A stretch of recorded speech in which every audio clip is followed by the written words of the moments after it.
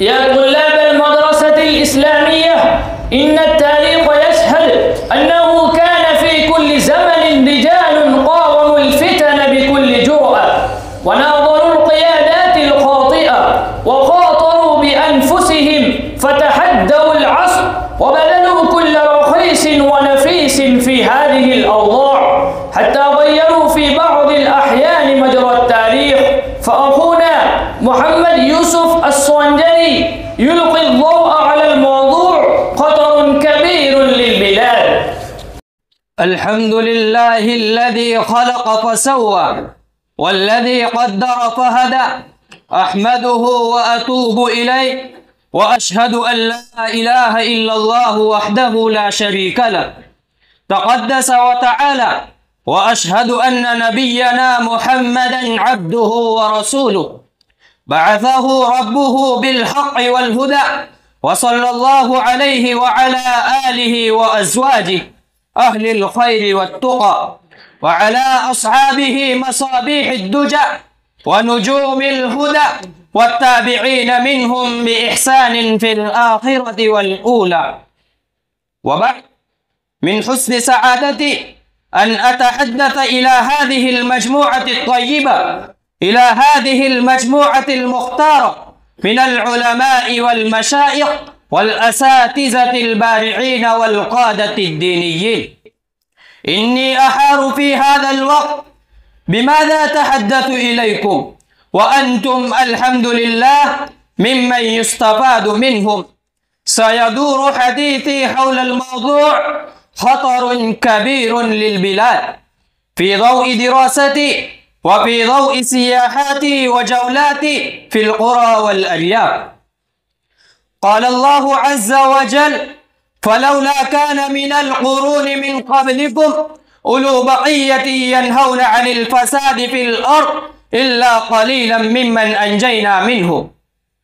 أيها الإخوة، لقد تلوت أمامكم آية من القرآن الكريم، وهي زاخرة بمعان غزيرة من الاضطراب والقلق والحماسة والقوة.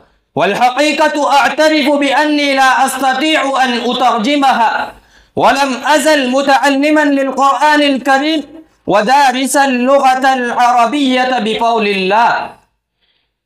يا زملائي في الجامعة، يبين الله سبحانه وتعالى لماذا لم يكن في الأمم الماضية أولو غيره ممن يحملون شعورا ضئيلا بأمراض المجتمع، وكان في قلوبهم إحساس وتفكير نحو الإنسانية التي تعاني من الفساد المختلف والدمار الواسع في الأرض، إلا أن قليلا منهم قاموا بهذا العمل فأنجيناهم.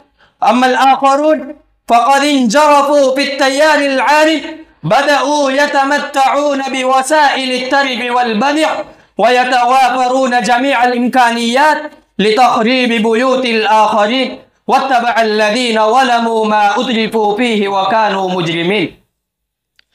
أيها الإخوة، إن إصابة الإنسان بالأمراض ليس غريبا، وإن انهيار الصحة ليس خلافا للفطرة الإنسانية، بل هذا نوع من علامة الحياة. كذلك الإنسان هو الذي يخطئ، فليس هذا مبعث قلق واضطراب، بل الذي يبعث على القلق والاضطراب أن يقعد الرجال الذين يقاومون الأوضاع الفاسدة ويتعرضون لمكافحة القوى الطاغية ويخاطرون بتسهيلاتهم وإمكانياتهم. هذا هو القلق. يا إخواني في الجامعة، لقد أصيب الناس مرات كثيرة بسوء النية، وتعرضوا للقوى المفسدة للجماعة أو القيادات، أو واجهوا المؤامرات، وكانوا يبدو أن الإنسانية في احتضار وتكاد تلفظ نفسها الأخير، لكن التاريخ يشهد أنه كان في كل زمن رجال قاوموا الفتن بكل جرأة، وناضلوا القيادات الخاطئة، وخاطروا بأنفسهم، فتحدوا العصر، وبذلوا كل رخيص ونفيس في هذه الأوضاع، حتى غيروا في بعض الأحيان مجرى التاريخ. فالإنسانية باقية وحية بقول مثل هؤلاء الرجال، وهذا من ثمارهم.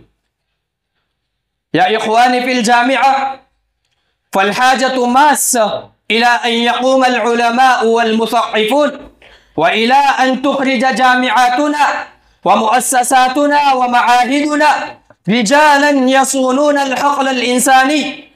إني أخشى أن مؤرخ المستقبل إذا سجل تاريخ هذا الحقل الإنساني الذي نتنفس فيه أن يكتب أن هذا الحادث الكبير وقع في عصر العلوم ومراكزها التي وجدت في هذه البلاد، مثل دار العلوم ديوبند، ومظاهر العلوم سهرنبور، ودار العلوم لندوة العلماء، ودارنا هذه.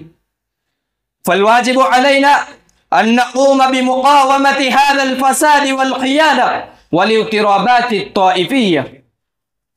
أيها السادة، في العصر الراهن إن الهند تمر بمرحلة عنيفة، فيتحتم على المثقفين والمتعلمين وفضلاء جامعاتنا ومؤسساتنا أن يتحملوا هذه المسؤولية. وهذا المجال للمثقفين والعلماء والرجال المخلصين، وإن التاريخ لحافل بذكريات هؤلاء الرجال المخلصين الذين صرحوا: والله كان عملنا مؤاساة وإخلاصا وابتغاء لوجه الله، لا نريد منكم جزاء ولا شكورا. أيها السادة، أقول بكل صراحة بدون اعتذار: إني قد درست التاريخ دراسة عميقة. لا أدري أن المجتمع الهندي ابتلى بخطر مثلما ابتلى به الآن في ظرف 40 أو 45 عاما. لن أعتذر من هذه القول، هذه حقائق تاريخية. بلادنا الهند اليوم يحتاج إلى شباب يقدمون إلى ميدان الحياة، يصونون البلاد من الفحشاء والظلم والاضطرابات الطائفية، ويقدمون نماذج مثالية للإيثار والتضحية، مثل شباب أصحاب الكهف الذين قال الله عنهم: وإنهم فتية آمنوا بربهم وزدناهم هدى وربطنا على قلوبهم إذ قاموا فقالوا ربنا رب السماوات والأرض لن ندعو من دونه إلها لقد قلنا إذا شططا. فأناشدكم ألا تضيعوا مواهبكم وفطانتكم وقوة عملكم وصلاحيتكم وبصيرتكم في الأمور الجزئية، بل أبذلوها في صيانة الهند وإعادة القوم إلى العزة والكرامة والسعادة. أشكركم شكرا جزيلا على أنكم سمعتم كلماتي هذه بغاية من الهدوء والإطمئنان والجدية والثقة بالنفس، كما هو شأن هذه الجامعة. أكتفي بهذه الكلمات المعدودة، وآخر دعوانا أن الحمد لله رب العالمين.